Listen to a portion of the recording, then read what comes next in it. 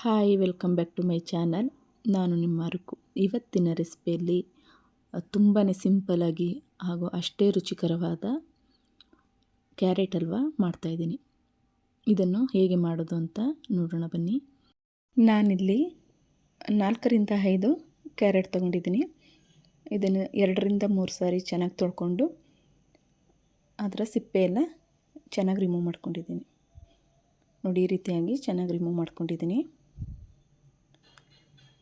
ನಂತರ ಈ ರೀತಿಯಾಗಿ ತುರಿದಿಟ್ಕೊಂಡಿದ್ದೀನಿ. ಇವಾಗ ಸ್ಟವ್ ಮೇಲೆ ಒಂದು ಪ್ಯಾನ್ ಇಟ್ಟು 3-4 ಟೀ ಸ್ಪೂನ್ ತುಪ್ಪ ಸೇರಿಸ್ಕೊಳ್ತಾ ಇದ್ದೀನಿ. ತುಪ್ಪ ಬೇಕಿದ್ದಲ್ಲಿ ಜಾಸ್ತಿನೂ ಕೂಡ ಹಾಕ್ಕೊಳ್ಬಹುದು. ನಾನಿಲ್ಲಿ ಡ್ರೈ ಫ್ರೂಟ್ಸ್ನ ರೋಸ್ಟ್ ಮಾಡ್ಕೊಳ್ಳೋಕ್ಕೋಸ್ಕರ ತುಪ್ಪ ಹಾಕ್ಕೊಂಡಿರೋದು.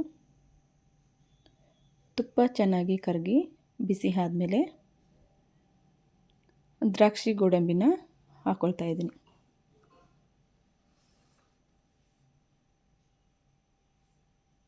ನೋಡಿ, ಇವಾಗ ತುಪ್ಪ ಚೆನ್ನಾಗಿ ಬಿಸಿ ಆಗಿದೆ. ಇವಾಗ ದ್ರಾಕ್ಷಿ ಗೋಡಂಬಿನ ಹಾಕ್ಕೊಳ್ತಾ ಇದ್ದೀನಿ.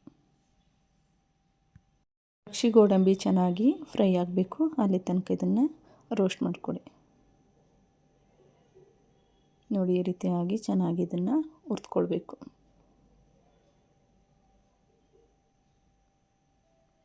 ಈ ರೀತಿಯಾಗಿ ಮಾಡಿಕೊಂಡ್ರೆ ಕ್ಯಾರೆಟ್ ಹಲ್ವಾ ಯಾರಿಗೆ ತಾನೇ ಇಷ್ಟ ಆಗಲ್ಲ ಹೇಳಿ.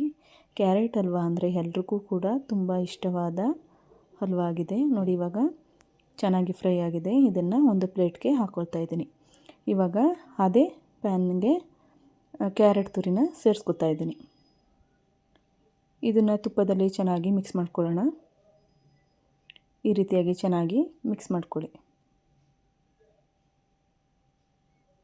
ಕಡಿಮೆ ಸಾಮಗ್ರಿಯಿಂದ ತುಂಬಾ ರುಚಿಕರವಾದ ಕ್ಯಾರೆಟ್ ಹಲ್ವಾ ಮಾಡ್ಕೊಳ್ಬಹುದು.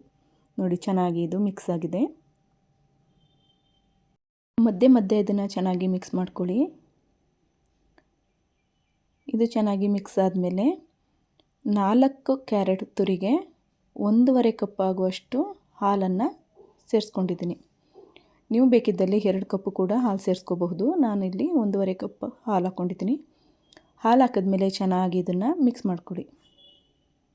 ಇದನ್ನು ಚೆನ್ನಾಗಿ ಕುದಿಸ್ಕೋಬೇಕು. ಮೀಡಿಯಮ್ ಫ್ಲೇಮಲ್ಲಿ ಸ್ಟವ್ ಇಟ್ಟು ಮಧ್ಯೆ ಮಧ್ಯೆ ಮಿಕ್ಸ್ ಮಾಡಿಕೊಂಡು ಚೆನ್ನಾಗಿ ಇದನ್ನು ಕುದಿಸ್ಕೊಳ್ಳಿ. ಹಾಲೆಲ್ಲ ಚೆನ್ನಾಗಿ ಡ್ರೈ ಆಗೋ ತನಕ ಒಂದು ಪ್ಲೇಟ್ ಮುಚ್ಚಿ ಇದನ್ನು ಕುದಿಯಲು ಬಿಡೋಣ. 1-2 ನಿಮಿಷ ಆದಮೇಲೆ ಓಪನ್ ಮಾಡಿ. ಇವಾಗ ಚೆನ್ನಾಗಿ ಹಾಲು ಕೂಡ ಡ್ರೈ ಆಗಿದೆ. ಇಷ್ಟ ಆದರೆ ಸಾಕು. ಇದನ್ನು ಒಂದು ಸಾರಿ ಮಿಕ್ಸ್ ಮಾಡ್ಕೊಳ್ಳಿ. ನೋಡಿ, ಇಷ್ಟ ಆದರೆ ಸಾಕು. ನಾನಿಲ್ಲಿ 4 ಕ್ಯಾರೆಟ್ ತೊಗೊಂಡಿರೋದ್ರಿಂದ ಒಂದು ಅರ್ಧ ಕಪ್ ಆಗುವಷ್ಟು ಸಕ್ಕರೆ ಸೇರಿಸ್ಕೊತಾ ಇದ್ದೀನಿ. ಹಾಲು ಚೆನ್ನಾಗಿ ಡ್ರೈ ಆದಮೇಲೆ ಸಕ್ಕರೆ ಸೇರಿಸ್ಕೊಳ್ಳಿ. ಸ್ವೀಟು ಸ್ವಲ್ಪ ಕಡಿಮೆನೇ ಇರಲಿ. ತುಂಬ ಕ್ಯಾರೆಟು ಕೂಡ ತುಂಬ ಸ್ವೀಟ್ ಇರುತ್ತೆ.